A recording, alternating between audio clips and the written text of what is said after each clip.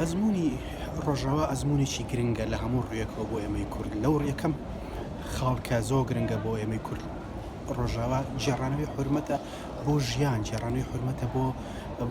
بوونی مرۆڤی کورتە بە درێژایی مێژوو و بە درێژایی ئەو چەند ساڵی ڕابردوو کە تایە بزوتنەوەی سیاسی کوردی بزوتنەوە سیاسەکان لە باشوور لە باکوور لە ڕۆژهەڵات کەتیایە ئێمە خەباتی سیاسی گەورەمان کردووە بەشی هەرە زۆری بەو شێوە چڕیە نرخی ڕاستەقینەی بەرگری بەرچەستە نەکردوێتەوەوانێ ئێستا لە چەند ساڵی ڕابردووە بەرگری کە بەشێکی گرنگی بوونی وجودی مرۆڤی کوردە مقاومەت تا ئەندازێکی زۆر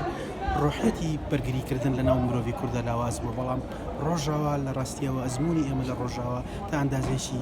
گەورە نرخێکی هەرە گەورەی جێڕایەوە بۆ چەمشی بەرگریکردن و گیانی بەرگریکردنی لە ناو مرۆڤی کووردا زیین و کردەوانێ ئەمە خاڵێکی زۆر پۆزیتیڤە. خاڵی دووەم بۆیە کە لە ڕاستی ئەمە بینیمان کە دەمامچی فاشیزمی تورکی تا ئەندازێکی زۆر کەوتە خوارێنی ئێستا ڕوخساری فاشیزمی تورکی بۆ هەموو دنیا ئاشکرایە 10 ساڵ لەمەوە پێش ئێمە نەمانەتوانی زۆر بەڕۆنی دەربارەی فاشیزمی تورکی قەناعەت بە هەموو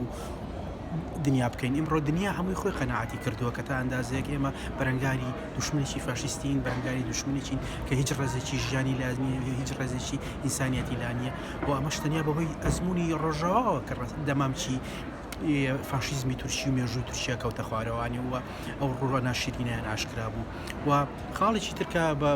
بڕای من زۆر گرنگە و ئەبێ ڕەچای بکەینەوەی کە یەکەم جارە کورد مۆدێلێکی سیاسی پێشکەشەکە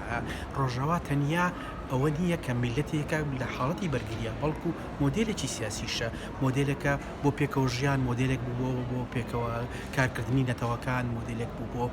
پێکەوە ژیانی بیرڕای سیاسی جیاوازی شاتانیەوە لە ڕووی ژەندەریشەوە پاوبەشیکردن و یەکسانی لە نێوان ژن و پیاوە سیفەتێکی گرنگ و بەرچاوی ئەم ئەزممونەیە ئەوەی کە تورکەکان لێن تەنیانەتەوەی کورد نییە بەتەنیا بەڵکو خودی ئەم مۆدێلە سیاسەشە لێرەوە بەڕوونیە بینین کە فاشیزم لە ناوچەکە ناوێت نمونەیەکی دیموکراسی هەبێ ناوێت نمونەیەکە بێ کە نیشانی با بەڵێ لە خۆراڵاتە ئاکرێ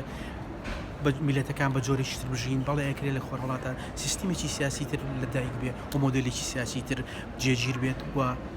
پێکەوە ژیان بەرقەرار بکات و ئاشتیتیا بەرقەرار بێت. سپاس.